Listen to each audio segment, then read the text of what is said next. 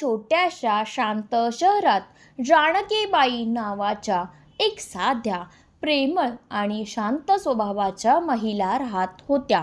त्यांच्या चेहऱ्यावर कायम मायेचं हास्य असायचं आणि मनात फक्त आपल्या मुलासाठी प्रेम.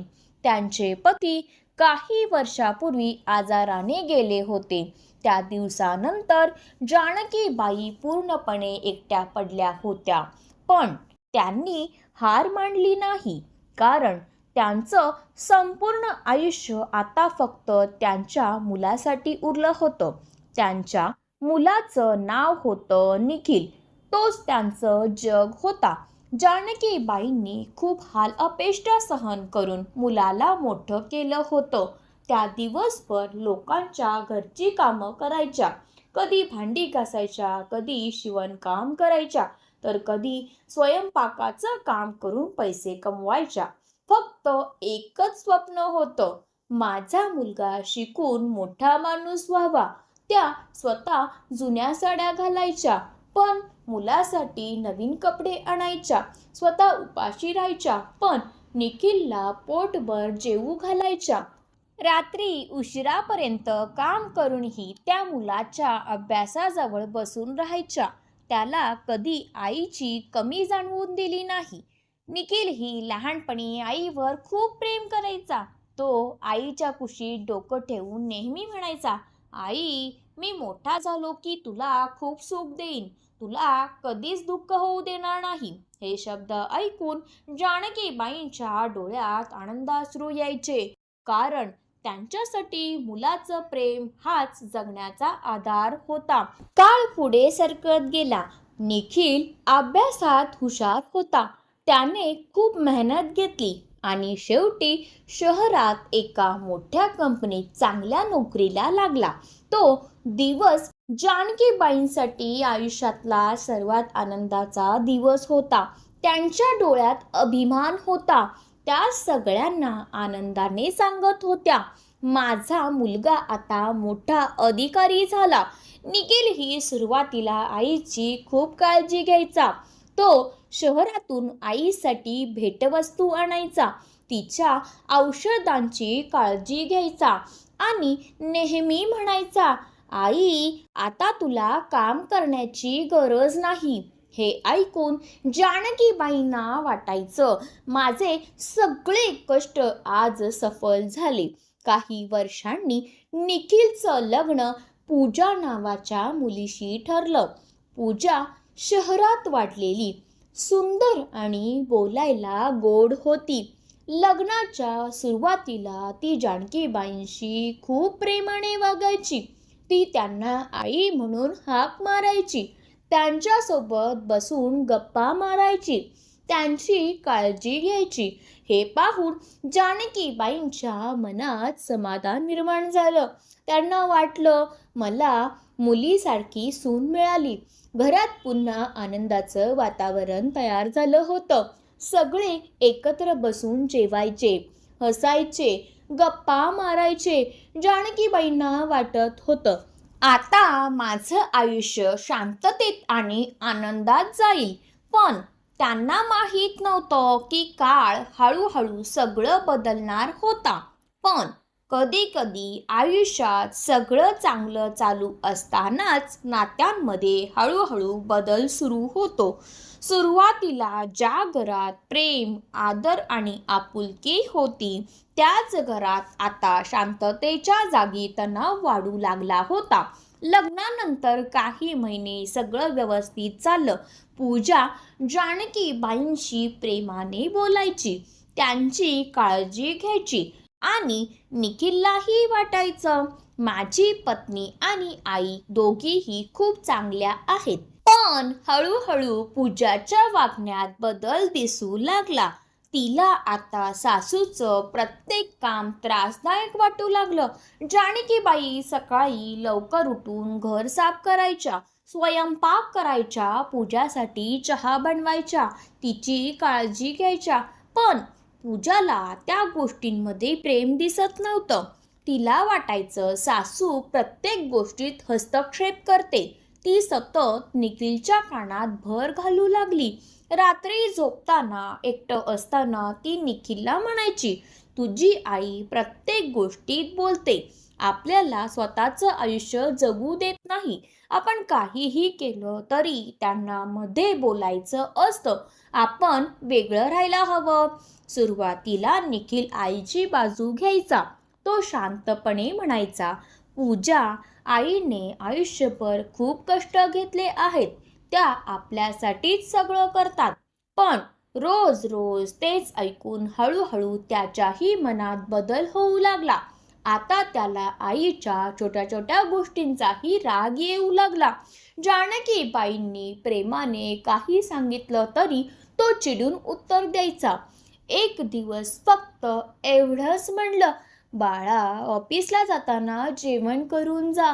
पण निखिल रागाने म्हणाला, आई, तुम्ही प्रत्येक गोष्टीत का बोलता?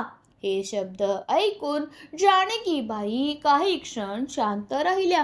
त्यांच्या डोळ्यात पाणी आलं, कारण ज्या मुलाने लहानपणी त्यांच्याशिवाय एक क्षणही राहायचं नाही, तोच मुलगा आज त्यांच्या बोलण्यालाही त्रास समजू लागला होता. हळूहळू घरातलं वातावरण पूर्ण बदललं. आता निखिल आईसोबत बसून गप्पा मारत नव्हता, त्यांच्यासोबत जेवण करत नव्हता. ऑफिसमधून आल्यावर थेट खोलीत निघून जायचा. जानकीबाई मात्र शांतपणे सगळं सहन करत होत्या. त्या रात्री एकट्याच बसून रडायच्या, पण त्यांनी कधीही मुलाला दोष दिला नाही, कारण आईचं मन कितीही दुखावलं तरी तिच्या मनात मुलासाठी प्रेमच असतं. त्यांना अजूनही वाटायचं, माझा मुलगा मला एकटं कधीच सोडणार नाही. पण त्यांना माहीत नव्हतं की पुढे त्यांच्या आयुष्यात अजून मोठं दुःख येणार होतं. एक दिवस घरात पुन्हा एकदा मोठा वाद झाला, कारण अगदी छोटंसं होतं, पण त्या छोट्या गोष्टीने एका आईचं संपूर्ण आयुष्य बदलून टाकलं. सकाळपासूनच पूजाचा मूड खराब होता. जानकीबाईंनी नेहमीप्रमाणे घरकाम केलं होतं, स्वयंपाक केला, घर आवरलं आणि प्रेमाने पूजा व निखिलसाठी चहा बनवला. पण पूजाला आता जानकीबाईंचं अस्तित्वच त्रासदायक वाटू लागलं होतं. तिला वाटायचं, या घरात माझ्या मनाप्रमाणे काहीच होत नाही. त्या दिवशी रागाच्या भरात पूजा मोठ्याने ओरडू लागली. ती निखिलला म्हणाली, मी आता तुझ्या आईसोबत राहू शकत नाही. प्रत्येक गोष्टीत त्यांचा हस्तक्षेप असतो. या घरात एकतर त्या राहतील, नाहीतर मी. हे शब्द ऐकून निखिल पूर्ण गोंधळला. एकीकडे पत्नी होती आणि दुसरीकडे आई. त्याच्या डोळ्यांसमोर आईचे सगळे कष्ट उभे राहिले. लहानपणी ताप आला की आई रात्रभर त्याच्या डोक्यावर हात फिरवत बसायची. शाळेची फी भरण्यासाठी तिने स्वतःचे दागिने विकले होते. स्वतः उपाशी राहून त्याला पोटभर जेवू घातलं होतं. पण दुसऱ्या बाजूला पत्नीचा राग आणि घरातील रोजचे वाद होते. हळूहळू तो मानसिकदृष्ट्या कमकुवत होत गेला. त्या रात्री निखिल पूर्ण रात्र जागाच होता. त्याच्या मनात खूप विचार सुरू होते. तो स्वतःशीच म्हणत होता, मी काय करू? आईला दुखवू की पत्नीला? पण शेवटी त्याने असा निर्णय घेतला ज्यामुळे त्याचं आयुष्य कायमचं बदलणार होतं. दुसऱ्या दिवशी सकाळी जानकीबाई देवाजवळ बसून शांतपणे जप करत होत्या. तेवढ्यात निखिल त्यांच्याजवळ आला. त्याच्या डोळ्यात अपराधीपणा होता. तो थरथरत्या आवाजात म्हणाला, आई, मला तुमच्याशी काही बोलायचं आहे. जानकीबाई प्रेमाने म्हणाल्या, हो बाळा, बोल ना. काही क्षण निखिल शांत राहिला आणि मग डोळे खाली करून म्हणाला, आई, काही दिवस तुम्ही वृद्धाश्रमात राहा. हे शब्द ऐकताच जानकीबाईंच्या हातातून जपमाळ खाली पडली. त्यांच्या डोळ्यात अश्रू दाटून आले, कारण ज्या मुलासाठी त्यांनी आयुष्य झिजवलं ज्याच्या आनंदासाठी स्वतःच्या सगळ्या इच्छा मारल्या, तोच मुलगा आज त्यांना घराबाहेर पाठवत होता. त्या काही क्षण शांत बसून राहिल्या. त्यांच्या मनात हजारो आठवणी सुरू झाल्या. लहानपणी निखिल त्यांच्याशिवाय झोपत नव्हता. आई, तू माझ्याजवळ बस असं म्हणायचा. आज मात्र त्याच मुलाला आईचं अस्तित्व ओझं वाटत होतं. जानकीबाईंनी डोळ्यातले अश्रू पुसले आणि शांतपणे फक्त एवढंच म्हणाल्या, ठीक आहे बाळा, जर तुला यात सुख मिळत असेल तर मी जाईन. हे ऐकून निखिलचं डोकं खाली झुकलं, पण तो काहीच बोलू शकला नाही. जानकीबाई शांतपणे आपल्या खोलीत गेल्या. त्यांनी कपाट उघडलं आणि आपली छोटीशी जुनी बॅग बाहेर काढली. त्या बॅगेत त्यांनी काही जुन्या साड्या ठेवल्या, औषधं ठेवली आणि मुलाच्या लहानपणीचा एक फोटो हातात घेतला. तो फोटो पाहताच त्यांच्या डोळ्यातून अश्रू वाहू लागले. त्या स्वतःशीच म्हणाल्या, देवा, मी एवढी परकी कधी झाले? घरात पूर्ण शांतता होती, पण त्या शांततेमागे एका आईचं तुटलेलं हृदय लपलं होतं. काळ कधीच कोणासाठी थांबत नाही आणि माणूस कितीही मोठा झाला तरी त्याच्या कर्माची शिक्षा त्याला एक ना एक दिवस मिळतेच.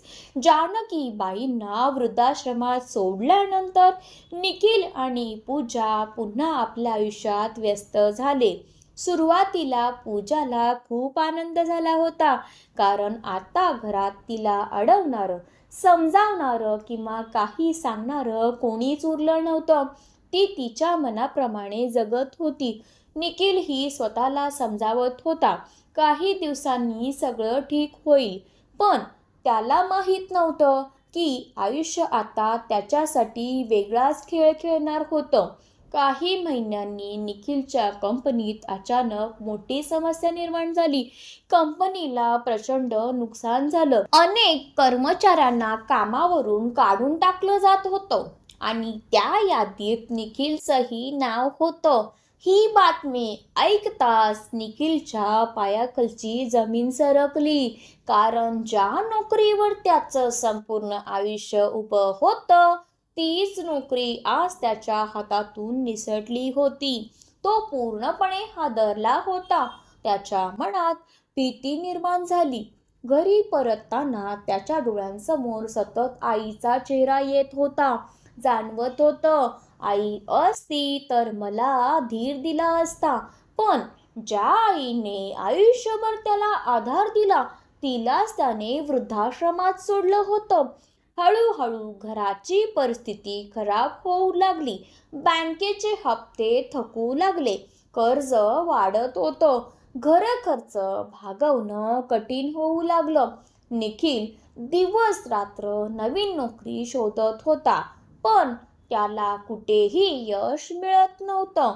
आणि जशी परिस्थिती बदलत गेली तसंच पूजाचं वागणंही बदलायला लागलं. जी पूजा आधी निखिल सोबत कायम हसत बोलत होती, ती आता सतत त्याला टोमणे मारू लागली. ती रागाने म्हणायची, तुझ्याकडे आता काहीच उरलं नाही, ना पैसा ना स्टेटस, तुझ्यामुळे माझं आयुष्य खराब झालं. हे शब्द ऐकून निखिल पूर्णपणे तुटत चालला होता, कारण जिच्यासाठी त्याने स्वतःच्या आईला दूर केलं तीच व्यक्ती आज त्याला कमी लेखत होती. हळूहळू पूजाने निखिलपासून अंतर ठेवायला सुरुवात केली. ती त्याच्यासोबत बोलणं कमी करू लागली. एकत्र जेवणही करत नव्हती. घरात आता फक्त शांतता आणि तणाव उरला होता. एक दिवस निखिल सकाळी उठला आणि त्याने पाहिलं पूजाच्या कपाटातील सगळे कपडे गायब होते. टेबलवर एक छोटी चिठ्ठी ठेवलेली होती. त्याने थरथरत्या हाताने ती चिठ्ठी उघडली. त्यात लिहिलं होतं, मी आता तुझ्यासोबत राहू शकत नाही. मला माझं आयुष्य वाया घालवायचं नाही. हे वाचताच निखिलच्या डोळ्यात अश्रू आले. कारण पूजा त्याला सोडून माहेरी निघून गेली होती. त्या क्षणी त्याला त्याच्या आयुष्यातील सर्वात मोठी चूक समजली, जिच्यासाठी त्याने स्वतःच्या आईला वृद्धाश्रमात पाठवलं. तीच व्यक्ती आज त्याला एकटं सोडून गेली होती. तो पूर्णपणे तुटला होता. घराच्या एका कोपऱ्यात बसून तो रडत होता आणि पहिल्यांदाच त्याला आईच्या अश्रूंची किंमत समजत होती. त्या दिवशी पूजा घर सोडून गेल्यानंतर निखिल पूर्णपणे तुटून गेला होता. घरात एकटाच बसून तो सतत रडत होता, कारण त्याला आज त्याच्या चुकीची जाणीव झाली होती. ज्या आईने आयुष्यभर त्याच्यासाठी कष्ट घेतले, तिलाच त्याने वृद्धाश्रमात पाठवलं होतं. त्याच्या डोळ्यांसमोर सतत आईचा चेहरा येत होता. लहानपणी ताप आला की आई रात्रभर जागून त्याची काळजी घ्यायची. त्याच्या प्रत्येक आनंदासाठी तिने स्वतःच्या इच्छा मारल्या होत्या, पण तो मात्र पत्नीच्या बोलण्यावर विश्वास ठेवून स्वतःच्या आईलाच परकी समजू लागला होता. शेवटी रडत रडत निखिल वृद्धाश्रमात पोहोचला. त्याचं हृदय जोरात धडधडत होतं. वृद्धाश्रमाच्या एका कोपऱ्यात जानकीबाई शांतपणे बसून देवाचा जप करत होत्या. त्यांच्या चेहऱ्यावर दुःख होतं, पण मुलासाठी प्रेम अजूनही तसंच होतं. निखिलने आईला पाहताच तो धावत त्यांच्या जवळ गेला. त्यांच्या पायावर पडून मोठ्या मोठ्याने रडू लागला. तो रडत म्हणाला, आई, मला माफ कर. मी तुझ्यासोबत खूप चुकीचं वागलो. मी तुझं मन खूप दुखावलं. हे ऐकून जानकीबाईंच्याही डोळ्यात अश्रू आले, कारण आईचं हृदय कितीही दुखावलं तरी मुलाचं दुःख पाहून ते पुन्हा वितळतं. त्यांनी थरथरत्या हाताने मुलाला उठवलं आणि प्रेमाने मिठीत घेतलं. निखिल अजूनही लहान मुलासारखा रडत होता, कारण आज त्याला आईच्या प्रेमाची खरी किंमत समजली होती. जानकीबाई शांतपणे त्याच्या डोक्यावर हात फिरवत म्हणाल्या, बाळा, आई वडिलांना दूर करणारा माणूस आयुष्यात कधीच सुखी राहत नाही. पैसा, अहंकार आणि इतरांचं ऐकून माणूस स्वतःची माणसं हरवतो. हे शब्द ऐकताच निखिल आणखी रडू लागला, कारण आज त्याला त्याच्या कर्माची शिक्षा मिळाली होती. त्या वृद्धाश्रमात एक आई पुन्हा आपल्या मुलाला माफ करत होती आणि एक मुलगा स्वतःच्या चुकीसमोर पूर्णपणे तुटून गेला होता. कधी कधी माणूस आयुष्यात इतका बदलतो की त्याला स्वतःशी माणसंच ओझं वाटू लागतात. इतरांच्या बोलण्यावर विश्वास ठेवून तो स्वतःच्या आई वडिलांनाच दूर करतो. ज्या आई वडिलांनी लहानपणापासून आपल्या प्रत्येक आनंदासाठी स्वतःच्या इच्छा मारल्या, ज्यांनी स्वतः उपाशी राहून आपल्याला पोटभर जेवू घातलं, ज्यांनी आपल्या भविष्यासाठी दिवस रात्र कष्ट केले, त्यांनाच म्हातारपणी एकटं सोडलं जातं. पण वेळ कधीच कोणाला माफ करत नाही. एक दिवस प्रत्येकाला आपल्या कर्माची जाणीव होतेच. निखिललाही शेवटी समजलं की पैसा, अहंकार आणि इतरांचं ऐकून त्याने आयुष्यातली सर्वात मोठी चूक केली होती. कारण आई वडील हे ओझं नसतात, ते आपल्या आयुष्याचा सर्वात मोठा आधार असतात. त्यांचं प्रेम कधीच स्वार्थी नसतं.